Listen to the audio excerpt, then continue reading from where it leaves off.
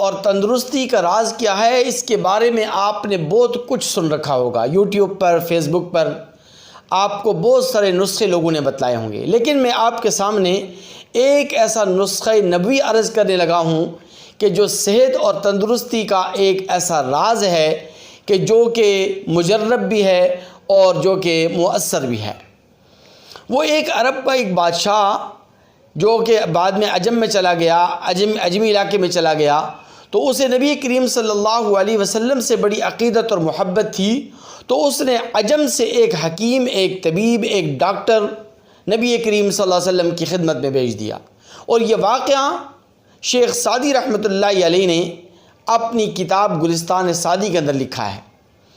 کہ وہ طبیب، وہ حکیم، وہ ڈاکٹر جب عرب کی دھرتی پر پہنچا، کئی سال گزر گئے اور اس کے پاس کوئی مریض نہیں آیا، اس کے پاس کوئی بیمار نہیں آیا۔ اس نے جا کے نبی کریم صلی اللہ علیہ وسلم سے شکایت کی کہ یا رسول اللہ، میں آپ کی خدمت اقدس میں خدمت کے لیے حاضر ہوا تھا، آپ کا اور آپ کے صحابہ کرام کے علاج معالجے کے لیے مجھے یہاں پر بھیجا گیا تھا، لیکن میرے پاس اتنا عرصہ ہو گیا، کئی سال گزر گئے، کوئی مریض نہیں آیا، کوئی بیمار نہیں آیا، بات سمجھ میں نہیں آئی اور میں اپنی خدمات کیسے سر انجام دوں؟ تو نبی کریم صلی اللہ علیہ وسلم نے اس حکیم اور اس ڈاکٹر سے کہا کہ میرے صحابہ کیسے بیمار ہوں، میرے صحابہ کرام اور میرے یار، میرے جان نثار صحابہ کرام رضوان اللہ تعالی علیہم اجمعین اس وقت تک کھانا نہیں کھاتے جب تک کہ انہیں شدید بھوک نہیں لگتی، اور جب کھانا کھانے لگتے ہیں تو کھانا اس وقت ترک کر دیتے ہیں، کھانا چھوڑ دیتے ہیں کہ جب ان کی بھوک ابھی تک باقی رہتی ہے، تو وہ بیمار کیسے ہوں؟ تو اس حکیم، اس طبیب، اس ڈاکٹر نے کہا کہ بالکل سچ اور حق فرمایا آپ نے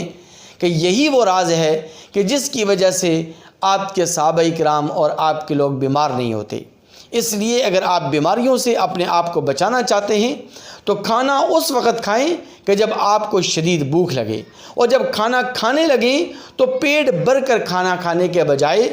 آپ کھانا اس وقت ترک کر دیں کہ جب آپ کی بھوک باقی ہو۔ انشاءاللہ ثم انشاءاللہ زندگی بھر اور تا حیات آپ بیماریوں کا شکار نہیں ہوں گے۔